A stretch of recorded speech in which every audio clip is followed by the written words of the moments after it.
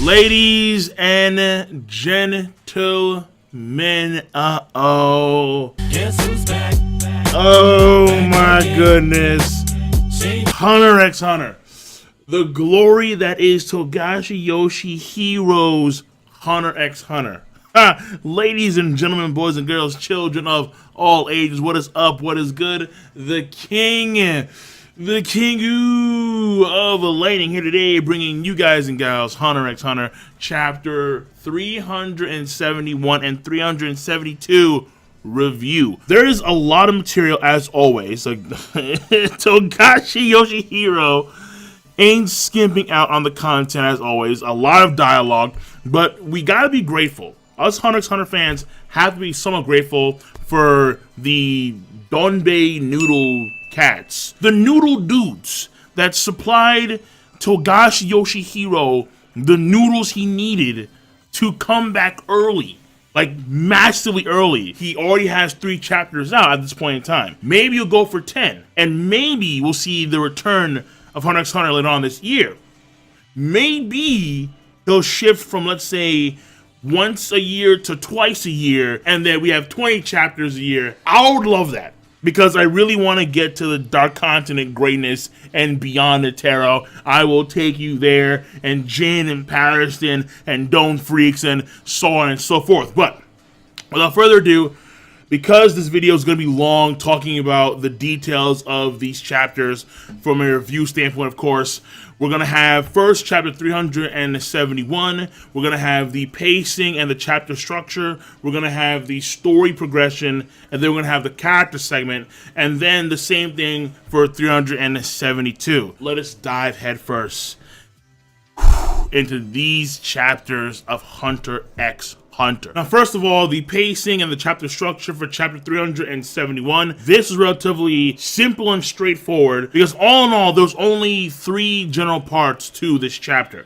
The first part is centered around Kurapika and Camp Wobble and the murder that just happened in front of the eyes of everybody that was in that room from the previous chapter, chapter 370. Number 2 is that we shift all the way down to the tier 5 deck, a dining hall area where we focus on part of the Phantom Troop, and then we have 1 page of Corolla Machi. That's part 2 of this chapter. And then part 3 of this chapter, at the end of the chapter, is where we see 2 pages of the King of Kaken, Nasubi, in a particular room that is clearly important. So the pacing overall was relatively simple and straightforward. I would say it was okay plus. That's going to be a 6.5 out of 10. Next is going to be the character part of this chapter, and this was also very simple and very straightforward, because in all honesty, the meat of both of these chapters is the story progression, but we'll save that for last. So when it comes to the character component of chapter 371,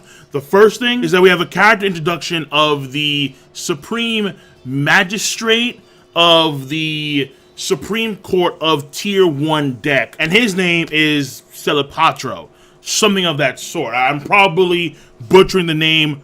Listen, I'm not good with that.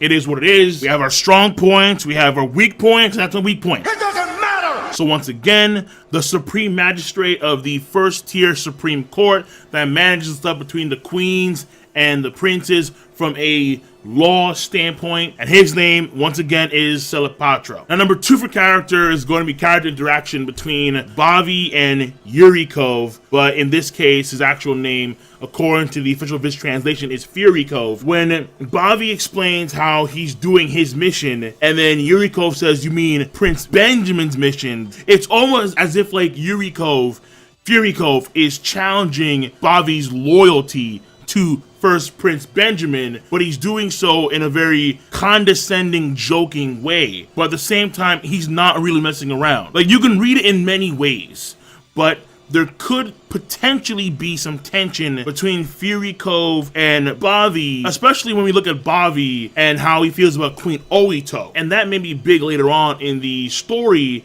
because I don't see Furikov going away anytime soon. Like, I really don't. As long as Benjamin is active, Furikov is going to stay there. And number 3 for character is Shimano. Now, Shimano is the last maid of Camp 14, Camp Bobo, and she's talking to Queen Oito about her childhood and her family and how her family have served the royal family. Her grandparents did, but her parents got sick, and her parents told her that when she died, she should serve the royal family for the rest of her life. So basically, through Shimano, we now understand that there are families of, I suppose, servitude, where the family has a generational history of serving royalty, and Shimano is no exception to that rule. So even though in the previous chapter she kind of said something that went against that, she's talking in this chapter about how she misspoke, and she actually wants to serve royalty. It's something that her parents wanted to do, but they couldn't do because they were ill, and something that her grandparents did do. And that is when it comes to the character portion of this chapter. In all honesty, nothing really big. I don't see Shimano being that relevant. Honestly, even though she's the only maid of Camp Wobble, she's still a maid. I don't know what kind of major role she's going to play in the future of this arc. I have no idea. So we did have, I think, like a few pages of focus of her, but is that going to lead to anything in the future?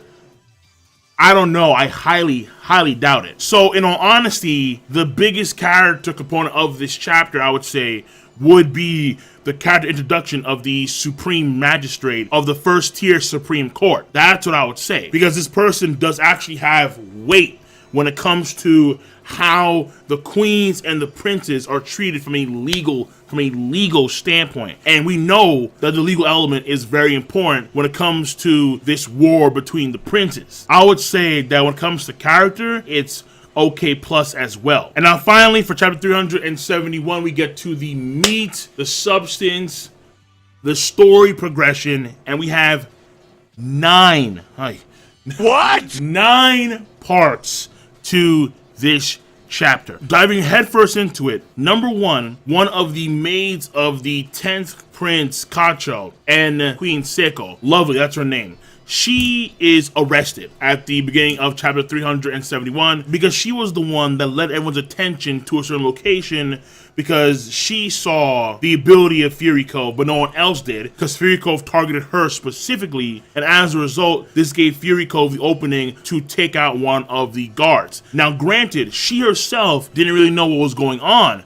However, because she was indirectly involved in a murder of a guard, of a prince, they have to arrest her, and now for the time being at least, she's out of the picture. That's number one for the story progression.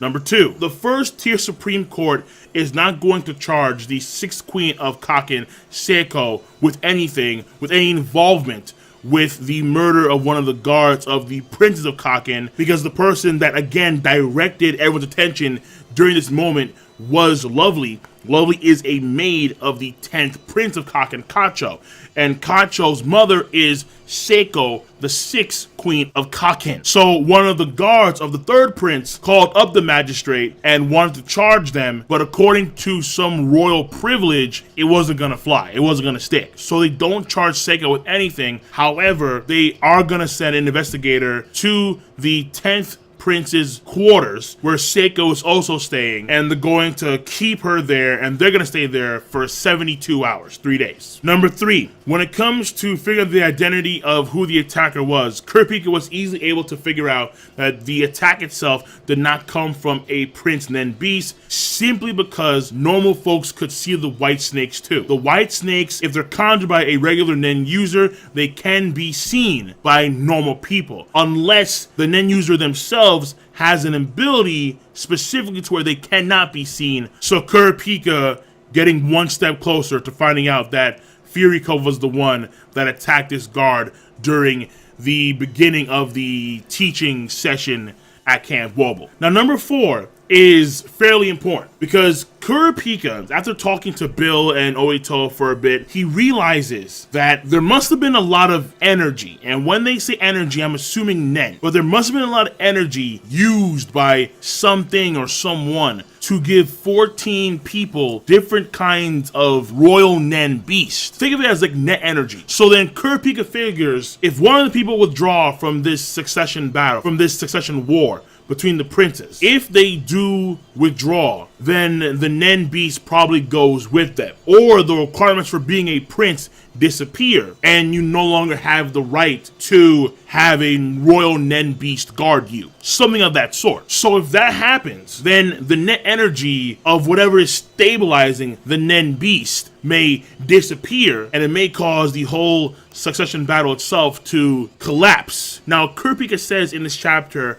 pertaining to that, is later on confirmed at the end of the chapter, but we'll get to that real soon. Number 5, very small thing here for story, but it is still fairly fascinating and it is a part of the story. Apparently, you can divide what categories of Nen someone is suited for, not to the same accuracy as the water cup, but nonetheless, you still can do it based on how someone naturally puts their hands together. I don't believe that was ever stated in the story before, but here it is happening, and Kurapika notes this, and he's able to direct what the guard should do after seeing how they naturally hold their hands together. Now, number 6 for the story progression of this chapter is also fairly important, because this is how probably the Phantom Troop are going to make their way from the lower tiers to the upper tiers and probably stop at tier 2. They may get to tier 1, but that's highly unlikely. That is highly unlikely considering how tier 1 is specifically for the princes and the queens and the king himself. But the rest of the nobles and the actors and the athletes and big name people, they're on tier 2 of the Black Whale Mark 1 ship. So the Phantom Troop, they want to get up there because they are thieves, and they want to steal the good stuff and kill some important people and so on and so forth, as well as killing Hisoka. But and in order to do so, they have found a way through the 3 mafias, the 3 major mafias of Kaken. All of the 3 major mafias in Kaken have representation on this ship, and through a lesser mafia family, the Phantom Troop guys that are there, so Phaeton, Sphinx, Nobunaga, they find out that the 3 major mafias that are on this ship, the ZU, stop. No. Please, no! No! Ain't happening. It's not going down. But the 3 major mafia families that are on this ship have ties to princes. One mafia family has ties to the 3rd prince of Kaken. One mafia family, yikes, has ties to the 4th prince of Kaken. Woo! That's gonna get sweaty. And if this mafia family has issues later on with, let's say, the Phantom Troop or whoever on the lower tiers, then the 4th Prince of Kaken may take action. And if he does take action, it's gonna wind up being a bloody mess. But at the same time, it's the Phantom Troop. So basically, Phantom Troop, 4th Prince of Kaken, however that works out, it's not gonna be pretty. Odds are it's going to be quite foul and disgusting. Straight doo-doo. But still, it is a gateway for the Phantom Troop to get up to the higher tiers. And then the last family among the trio has ties to the 7th Prince of Kaken. Now, that's fascinating because the 7th Prince of Kaken, at first, he appeared to be a guy that was chill, smoking weed, smoke weed every day. This guy was in the back just chilling. But apparently this guy has hands in very dangerous places. So this guy, he's not some dainty little dove in the corner. No. This guy is a wolf in sheep's clothing. Most definitely. And number 7 of the story progression is based on what I just said. Phantom Troop antagonizing the mafias. And it looks like they're starting off with the mafia that has ties to the 3rd Prince of Kaken. And by using this family, they're going to manipulate the ladder and work their way up the tiers. Number 8, for some reason, Sphinx and Fate and Company, they want the room numbers of every person that is 6'2" or taller. I don't know why exactly, but my guess would be Hisoka. But I don't think Hisoka's that tall. I mean, I guess with hair, he is 6'2", I guess. I'm not too sure. But for whatever reason, the fans are specifically looking for rooms that have people that are over 6'2". The last part of the chapter for 371, what Kurapika said at the midway point of the chapter seems to be coming in full effect. Because we have the King of Kaken. He is by a coffin where his 12th child, Momose, the 12th Prince of Kaken, she was killed. And her body is in a coffin. But this coffin is in a circle of 14 other coffins, a coffin for each prince. And the coffin that she is in has a corresponding orb, which lights up with a fire inside of it. And all these orbs connect to some pillar in the middle of this array of orbs and coffins. And then specifically, I have it right here, specifically, the King of Kaken says this, according to the official Viz translation. He says this: Momose will become the foundation for the tree of Kaken, shining brighter than in life. The tree of Kaken. This dude is on another level. Like, I'm not too sure what he's doing. I'm not too sure at all. Because ultimately speaking, he has 14 coffins, not 13 coffins, and the winner of this war is the winner. No. He has 14 coffins. This guy may have this whole succession war for his own benefit, and in the process, or maybe it's actually specifically tailored to the death of his children. Maybe. This dude could be that sick. It's Hunter x Hunter. We've seen some pretty foul dudes. We've seen some pretty foul things. So, I don't want to say for sure, but you have to wonder, why are there 14 and not 13? The winner should be the winner, and therefore we're cool. So when it comes to story, there are minor things there, obviously, but there are also some major things. The end of that chapter is major, and it corresponds well to what Kurapika said midway in the chapter. And on top of that, the Phantom Troop, we now have a way for them to raise in tears. Consider Kurapika's goal here when it comes to the 4th Prince of Kaken. Phantom Troop and Kurapika, the guy that killed Uvogin. Ooh, yeah. So how this plays out, I'm not too sure. But at the same time, keep in mind that Kurapika is a Zodiac. So if they act and Kurapika is in danger, then the Zodiac have to play a role in this too. Things could get hairy. Very hairy and very chaotic.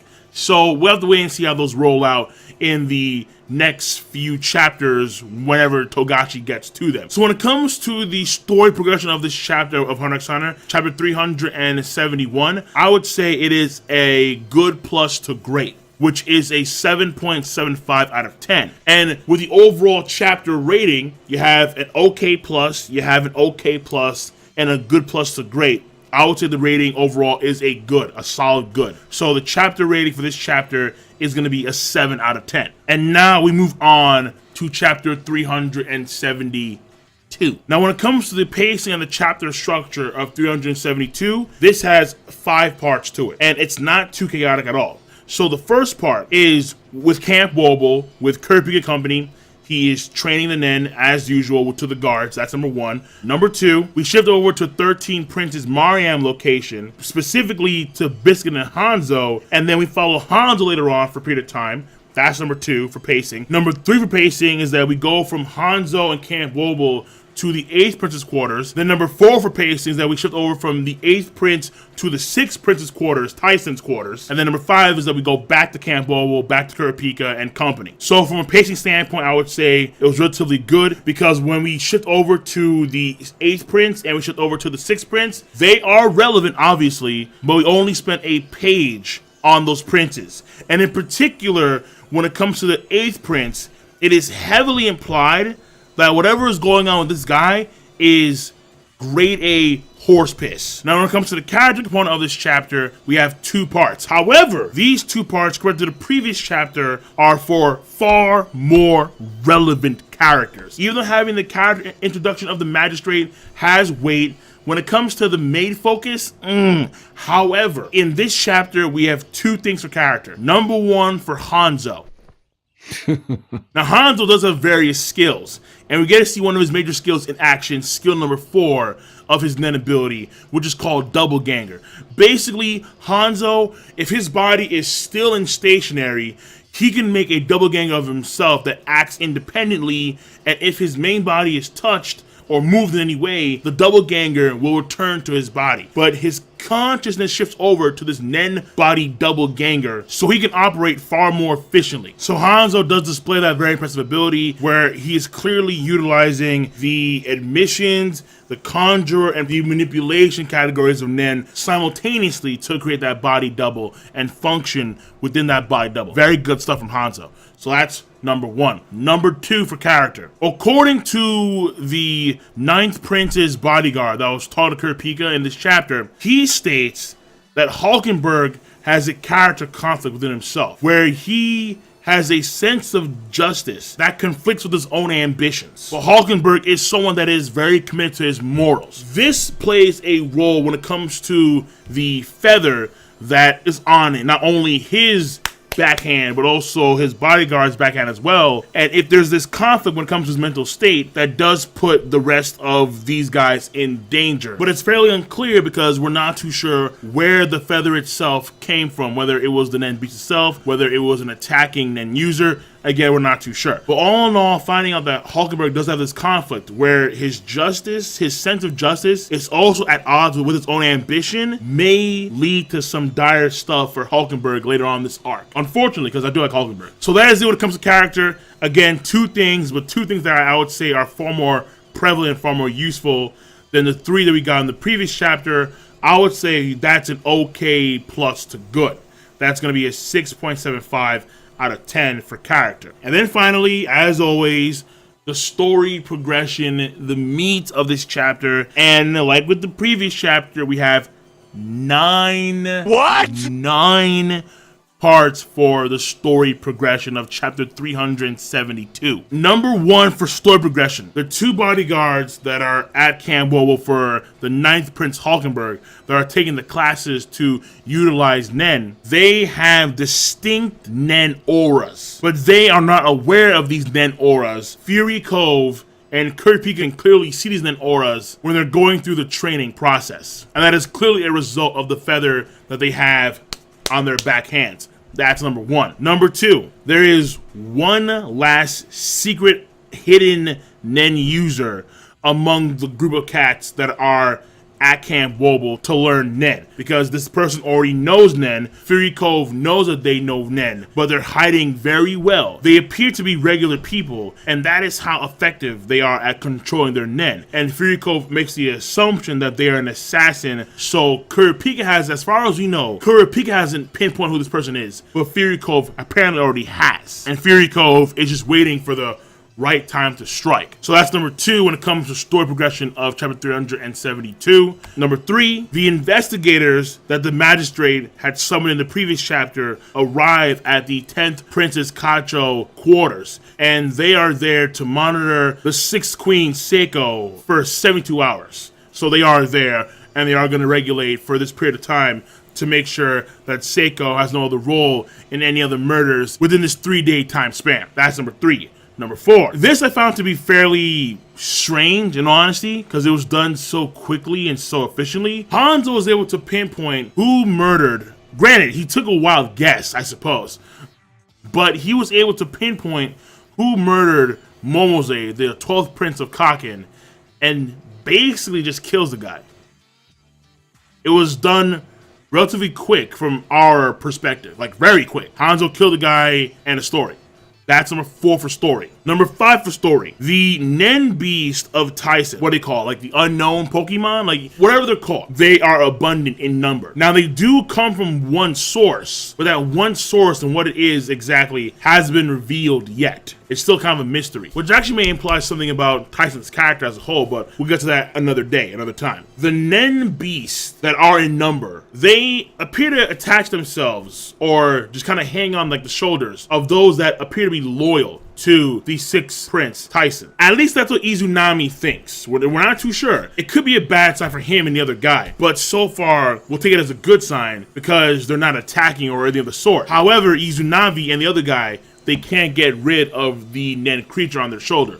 It's just there. Number 6 is basically the general dialogue between Kurapika and the bodyguard from Hulkenberg's group, as well as the 3rd Prince's bodyguard, talking essentially about what's going on with Hulkenberg, what's going on with the mark on the back of their hand, and how this could play a role in the demise of Hulkenberg's camp, essentially. But now the focus here on their parts is to kind of form an alliance of sorts, and to do so publicly. So this gives the lower princes a degree of protection against the higher up princes. Number 7 is that Kurapika basically confirms that the people with the mark on the back of their hands from Hulkenberg's camp, they are half awakened when it comes to Nen ability, which is why they have much larger Nen auras than usual, but they themselves cannot see Nen or know how to use Nen because, again, they're just half awakened. Number 8 appears to be a fairly dire situation for Hanzo, because Hanzo, the eldest Shimada brother, Hanzo, he gets back to the 13 Prince's Mariam quarters,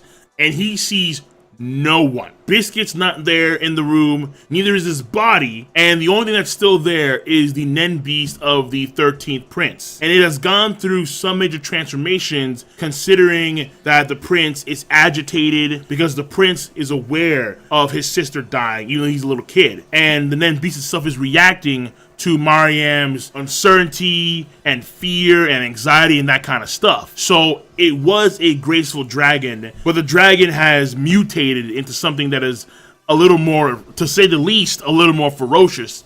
And Hanzo is now afraid that the dragon is going to attack him. But at the same time, he knows that Mariam should be close by because the Nen beast is still in the room. And we also know that, according to previously, if his body is moved, the doppelganger will return to his body like that. So in the next chapter, we get more insight as to what's going on there.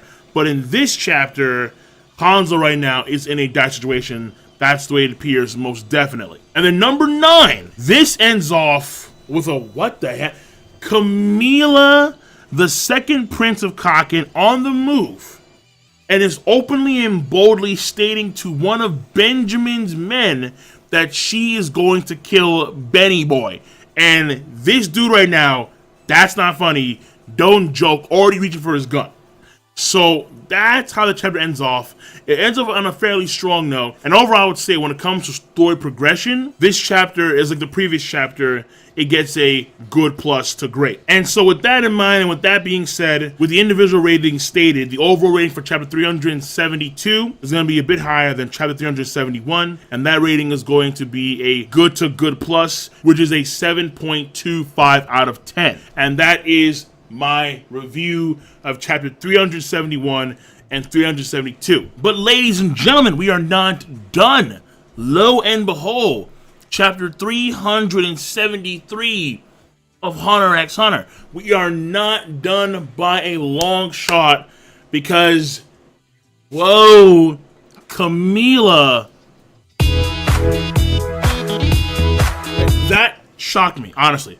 I didn't expect one of the princes to go on a rampage, or at least attempt to go on a rampage in this situation, and among all the princes for it to be Camila, the second prince. Like, we all knew that she hated Benny Boy.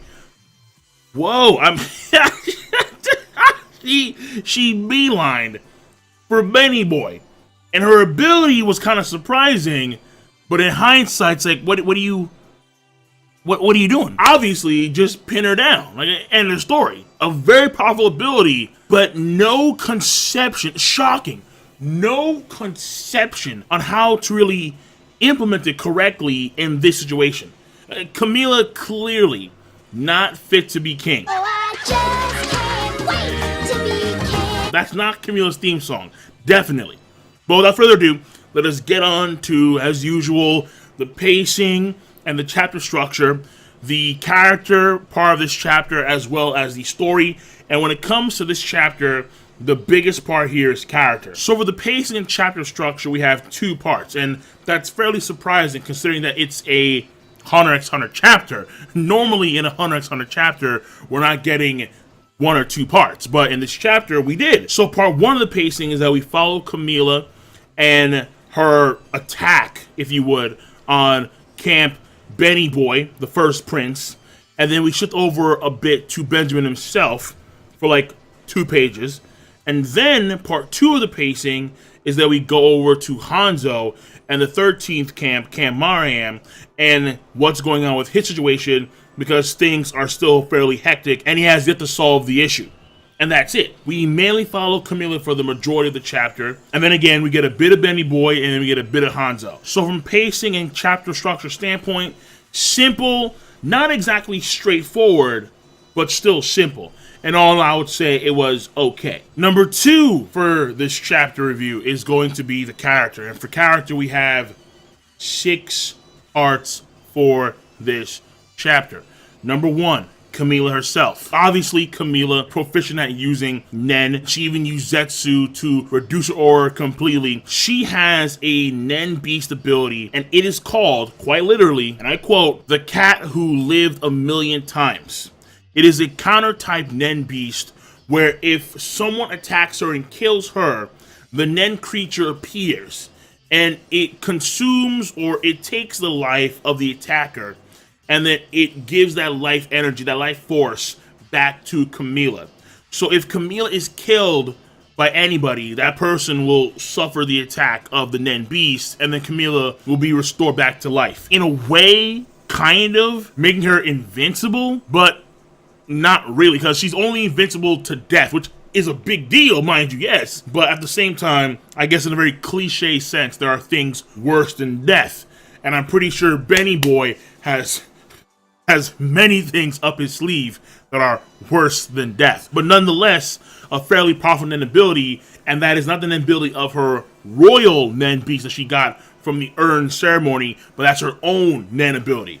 Powerful, but still used extraordinarily poorly. Number 2 for character is the second queen, Duzal. When Camilla is about to go on her rampage, after she takes out the one bodyguard, Moose, call him Moose, from Benny Boy's camp, Queen Duzal tells the guards to let Camilla just do Camilla. Just let her do her.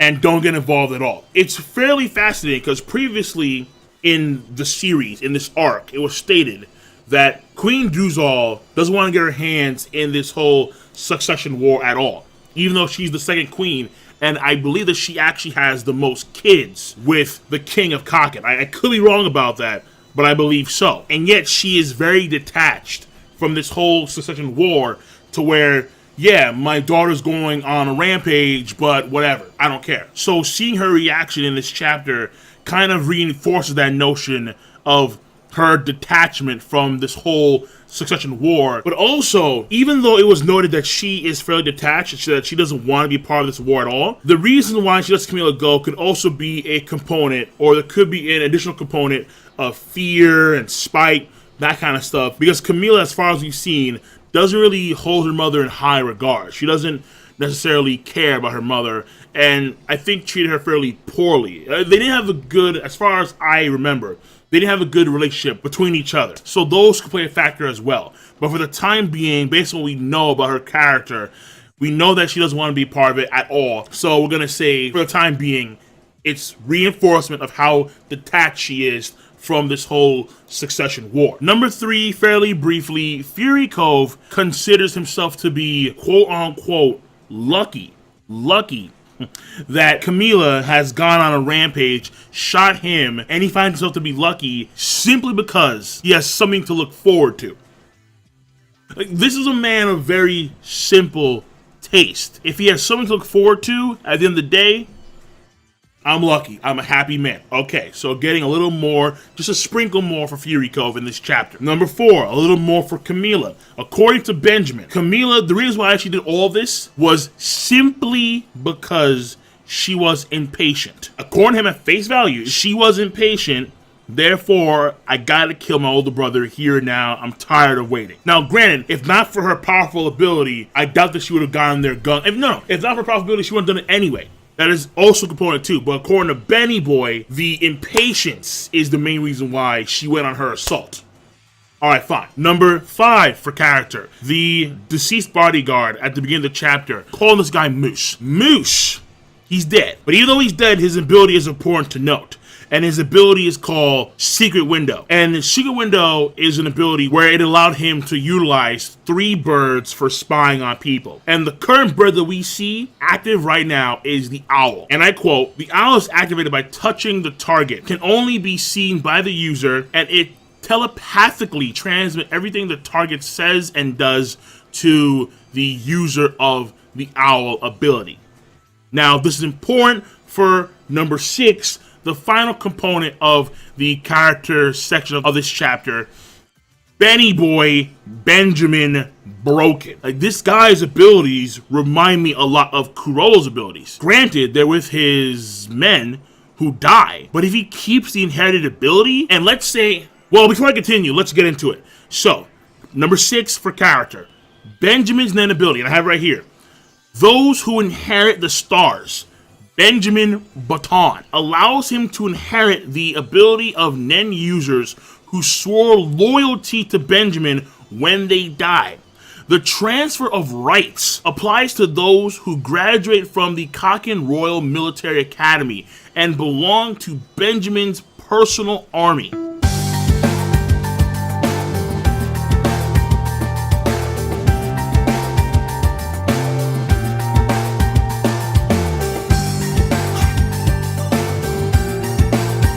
I'm gonna read it again because that's just like nuts. Those who inherit the stars, Benjamin Baton, allows him to inherit the abilities of Nen users who swore loyalty to Benjamin when they die.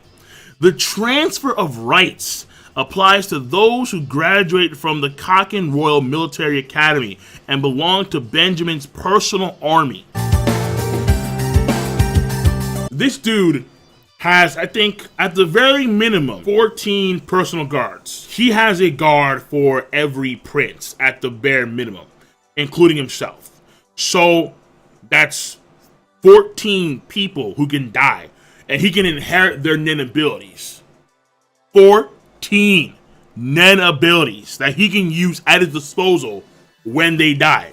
Now, granted, there could be a limit to this because when they die, there's a star that appears right under the fingers. And so far, we've only seen the stars appear for 3 fingers. Now, there's the pinky finger, and there could be one for the thumb as well. I'm not too sure. But let's say 4. This guy has 8 abilities he can inherit.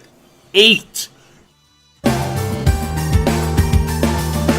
Like, Benjamin is surprising me because Benjamin is actually fairly broken. Granted, his men have to die in order for him to actually get these abilities. And in the long run, losing your men in this situation may be worse, especially knowing that they all know Nen.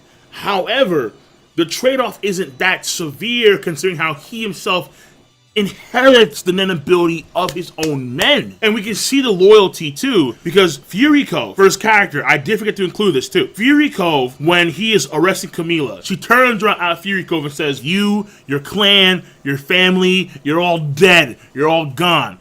And then Furiko responds, family, huh? Well, my only family is Benjamin. So you can see the loyalty that Benny Boy has with his men. Furiko displays said loyalty, and even under the threats of the second prince, Camila, Furiko ain't sweating at all. But knowing that when these guys die, this only powers up Benjamin,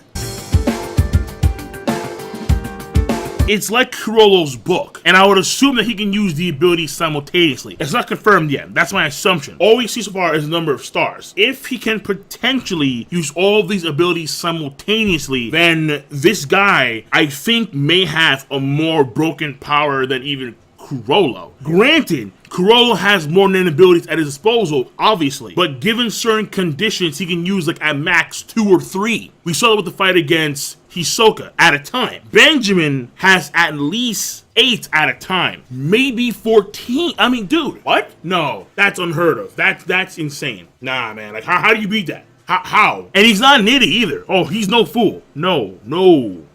Those are all mainly assumptions at this point in time. All we know is that he inherits the abilities and he can use the abilities. Whether he can use them simultaneously or not, whether he keeps them permanently or not, we have no idea. But right now, Benny Boy is looking powerful. Looking like the prime candidate for a goddamn good reason. Whoa. So when it comes to character, good stuff on Benjamin, good stuff on Camila, solid stuff on Moose. So all in all, like, honestly, the main thing here is Benjamin. So for character, I would say this chapter is a good plus. So we have 1 okay, 1 good plus. And finally, we have the story progression of this chapter. And for this chapter, we have 3 parts. Number 1, at the beginning of the chapter, Moose, one of Benny Boy's guards, he dies in the exchange with Camila after killing her. Then her ability activates, and then he gets killed because of the counter. And he knows that. He knows that she has a counter of name-based ability. But what it does, he wasn't too sure until it hit him. When he touched her neck, he put the owl on her, and the owl is now transferred over to Benny Boy. But Moose did his job, and he did his job well, even at death's door. So that's number 1 for story. Number 2 for story. Basically, it's the entire thing with Camila. Camila thought that she could take on Benjamin. She believed that Benjamin was going to shoot at her and try and kill her out of rage. No. Benjamin, calm, cool, collected, Nen aura. The bullets do nothing to me. Imprison her. Take her away. Get her out of my sight. So Camila, one of the older princes of Kaken, is now in prison. She is considered to be a first-class criminal, and I don't see her going anywhere anytime soon unless her Nen Royal Beast does something and like wipes out. You know what? That's crazy too. Benjamin has this broken ability, and his Nen Beast abilities are unknown. Like the Royal Nen Beast. Oh man. Oh.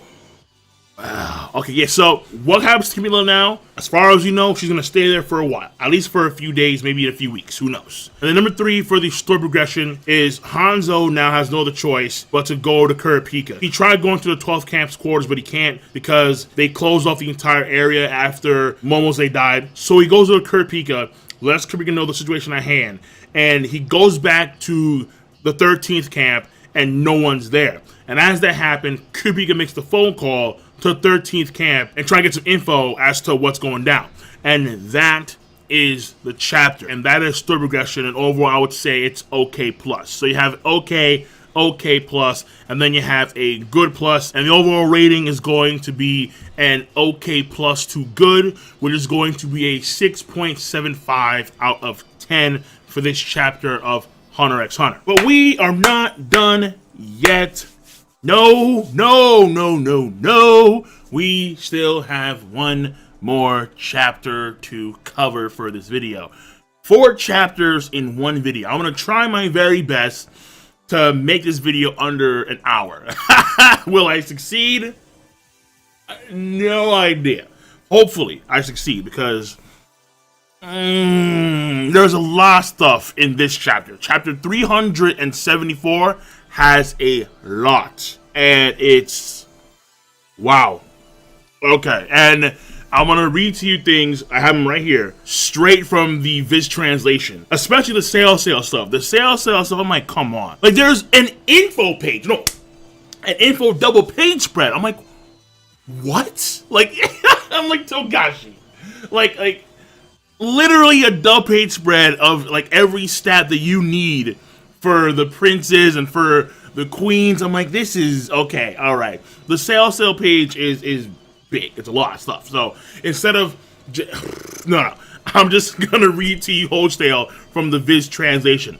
And before I continue on with the actual chapter review itself, I do want to say that I'm probably gonna stick to the Viz translation when it comes to my reviews of Hunter x Hunter. And what I'll do is that I'll kind of change it up to where I'll shrink me down, put me in the corner somewhere, and then I'll have the Viz translation be the majority of the visuals for you guys to see as I dissect the chapter. So I think I'm going to try that, and again, we're going to do that with the Viz translation, because the Viz translation is the best translation, because it's the official translation of Hunter x Hunter, no doubt. But let's end the video off with chapter 374. And there is no part in this chapter that is small. The pacing has 5 parts to it. The character has 5 parts to it. The story progression has 7 parts to it. So nothing is small in this chapter. So without further ado, let's go. Number 1 for the pacing and the chapter structure is Kurapika talking to Virgil. And Virgil is one of the guards of Mariam, the 13th prince, and he is a guard under the 7th queen. And Kurapika and Virgil have dialogue over the phone pertaining to the situation over at Camp Mariam. That's part 1 of the pacing and the chapter structure. Part 2 for the pacing and chapter structure is the double page spread. That's pre-information on the princes and the queens and the hunters and that kind of stuff. That's part 2 for the pacing and chapter structure. Just info. Number 3 for the pacing and chapter structure. We follow the 11th Prince, Fugetsu, for a period of time. And after we follow Fugetsu, we shift over to Melody for a period of time, who is a guard under the 10th Prince, Kacho. Part 4 is we go over to Rihan, and I think I'm saying it right. Rahan, something like that. Rihan is one of Benny Boy's guards, and we are following him as he is analyzing what's going on with the 8th Prince, Sail. And part 5 for the pacing and chapter structure is we end off the chapter with the 3rd Prince, Zhang. I think, is it Zhang? It's ZH. It's Chinese. Zhang. I'm calling him Zhang, okay? And that's where the chapter ends off, and that is the pacing and chapter structure. So we have those 5 parts. I would say it is a little bit too much, only because with the chapter structure of Hunter x Hunter chapters, like normally having 5 parts or 6 parts wouldn't be overwhelming in and of itself. But when you have Hunter x Hunter dialogue, when you have Kurapika and Virgil just going back and forth for a long amount of text, you have the info dump, the double page spread info dump. Then you have the Sail and Rihan stuff afterwards. It's like, dude. So when you look at the amount of text that we have in Hunter x Hunter chapter, having 5 or 6 or 7 parts is a bit too much compared to other series where normally you don't have that much text in a page. So having 8 or 9 parts would be too much, but 7 or 6 would necessarily be a big deal. But for Hunter x Hunter, I would say the pacing was a bit too much, again, considering the chapter structure when you have so much text in a Hunter x Hunter chapter. And this chapter was no exception to the rule. So I would say it's an okay plus to good. I'm not going to say that it's good or a good to good plus, because, again, I have to take into consideration the chapter structure where there's just so much material that you're reading on a page-to-page basis for a Hunter x Hunter chapter. So, all in all, I would say okay plus to good. That's a 6.75 out of 10 for the pacing and chapter structure. Now we go on to the character section of this chapter, and once again, it has 5 parts to it. And it will take some time, because one of these things I'm going to read to you verbatim from the Viz chapter itself. Number 1 for character is going to be Virgil. Given the dialogue between him and Kurapika, seems to be very unrelenting, a very stubborn individual, and he seems like he only trusts himself, but for a very, very good reason, I would argue, which we'll get into when we talk about the story progression of this chapter. But Virgil, for his character, he is unrelenting, he is stubborn, and only trusts himself. That is number 1 for character. Now, number 2 for character is going to be Melody talking about Kacho. So Kacho. Melody talks about Kacho having a, I suppose, strong will, and how she has a strong sense of responsibility, and she could tell that via Kacho's heartbeat when Melody is talking to her about certain topics. Now, I was kind of on the fence about putting this as a character component of this chapter, because I believe it was discussed previously in this arc. I wasn't too sure, and that's why I marked it down. However, I'm not too sure if it is something that is new. So I threw it in there as a, well, even if it's not new, it's still a character trait that we are learning about Kacho through Melody. So might as well put it down. Number 3 for character. And here, bear with me as we go through Sail and his Nen Beast ability. Oh, God. And we go through his Nen Beast abilities according to Rihan, one of the bodyguards of Benjamin, who is there guarding over the 8th Prince, Sail. And so I figure I might as well just show you guys this as well as I read through this, as opposed to just stare at me reading it. So 8th Prince Sail's guardian spirit beast is a manipulator. It's a diffusive induction type and is weakly compelling, but can control many people. The white smoke it intermittently exhales, I surmise, the more you breathe it in, the more your goodwill towards the prince increases. The prince's emotions, and this arrow's in my goddamn way. What? Come on, man. Here we go.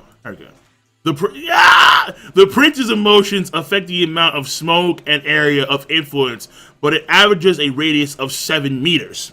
Once you've breathed more than a certain amount, a clone, right here as you can see, a clone appears above your head. It in turn makes contact with someone else and makes more clones. It's a contagious carrier of goodwill towards the prince. There are 3 possible goals of this multiplication of the Nen beast. Number 1, control and increase allies. Number 2, erode and decrease enemies. Number 3, steal something from those enlisted to increase the power of the Nen beast itself or its user. Considering his nature, he desires a harem. My hypothesis should be correct. The attendant guards are highly loyal to begin with. It took half a day to generate a duplicate with the girls. And then the text continues and Rihan is trying to figure out how much time it takes for a duplicate to appear over someone's head. And that is the bulk of the Sail characterization in this chapter, mainly of course for his Nen beast, but some for himself, where this guy desires a harem and such. So as you can see, not exactly a small part there, considering all of it is for Sail's character, again mainly his Nen beast. But then we continue on to Rihan himself, the guy who was talking and analyzing the abilities of Sail. And this is part 4 for character. Rihan is one of Benny Boy's main guards, and Rihan is, as you just saw, guarding the 8th Prince Sail. Now, Rihan has a Conjure-based Nen ability called Predator. And the reason why we have all that analysis is that it ties directly to Rihan's own Nen ability. So the more Rihan is able to analyze and understand an opponent's or target's Nen abilities, the stronger the Predator inside of him grows into the target's Predator. Now, what that means basically is his Nen ability adapts to whatever his target's Nen abilities are when it comes from a predator and prey standpoint. So if the target has a certain Nen ability and Rihan can analyze it to a very accurate degree, his Nen predator will be able to completely counter, I suppose, the Nen abilities of the target, because his Nen ability now is the predator to the Nen ability of wherever the target is. The more superior the target is, the stronger the predator becomes, because the predator by nature has to be superior than the prey, and the predator also increases in strength, I suppose, the more accurately Rihan can analyze the Nen ability of the target from a state of complete ignorance. That also matters in the equation for how strong the predator is as well. So in this case, it should be a fairly powerful predator, considering he's had so much time to analyze the ability of Sail's Nen creature, and so on and so forth. However, against admissions and reinforcement class Nen users, it wouldn't work that well at all, considering how the fundamentals of those Nen abilities are different than what we see with the Royal Nen Beast. And then finally, number 5 for character, on a very short and lighter note compared to the previous 2, the Nen Beast of 3rd Prince Zhang can spit out coins. And what these coins do exactly, we're not too sure. And these coins have markings that are number-based and plant-based, or like vegetable, but whatever. It has a number on the coin, and then it has a vegetable on the coin as well. That's etched in there. So in the future, what that means, what that's going to do, no idea. But we'll see when Togashi gets to that point. So there's a lot for character. Even though the parts aren't as much as, let's say, the previous chapter, where it had 6 parts to it, this chapter has a lot when it comes to like the volume. It was mainly for Sail and Rihan. So when it comes to the character component rating of this chapter, I'm going to say it's a good to good plus. Because I cannot say with confidence that what we get with Kaito via Melody is new stuff. I really can't say that. But the Sail stuff is a lot. The Rihan stuff is a lot. So once again, that's going to be a good to good plus, which is a 7.25 out of 10. And that is the character section of this chapter. And now finally, we have the story progression for this chapter. And this chapter has 7 parts to it. Number 1 is the dialogue between Kurapika and Virgil, where Kurapika is trying to explain to Virgil that their quarters, the 13th camp, is under the influence of a Nen user. And honestly, it's pretty obvious who it is. It's the bodyguard of Benjamin that's there. Obviously. I highly doubt it's any other person but that person. I think Kurapika said in the chapter that it could have been the Nen Beast of Mariam, but no.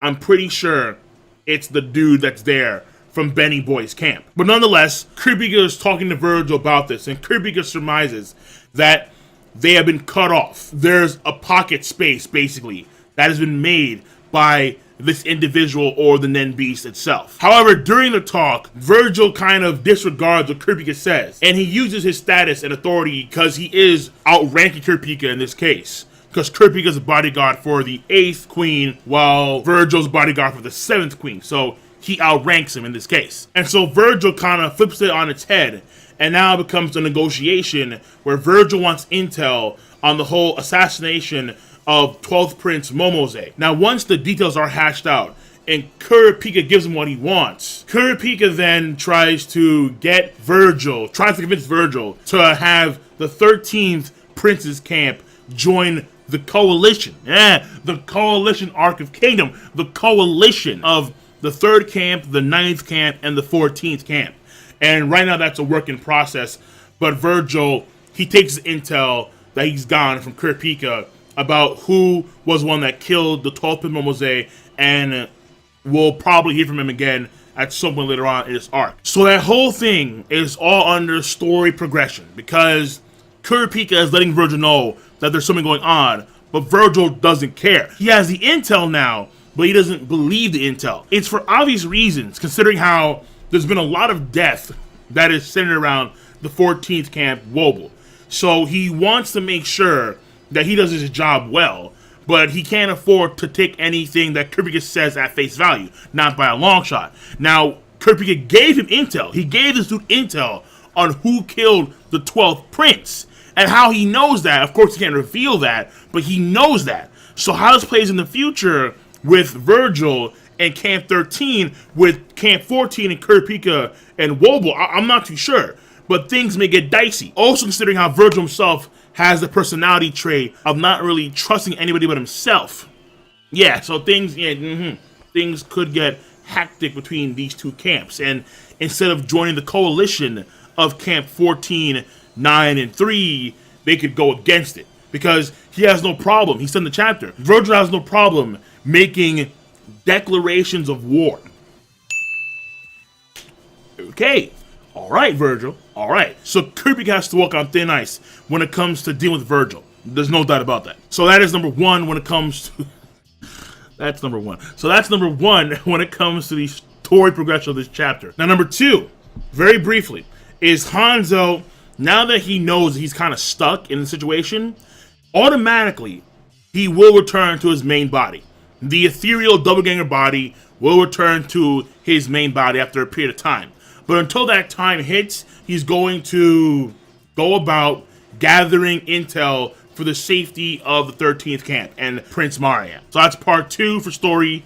Part 3 for story, as you can see before you, is the double page spread that we get of basically, because I'm not going to sit here and read, no. No.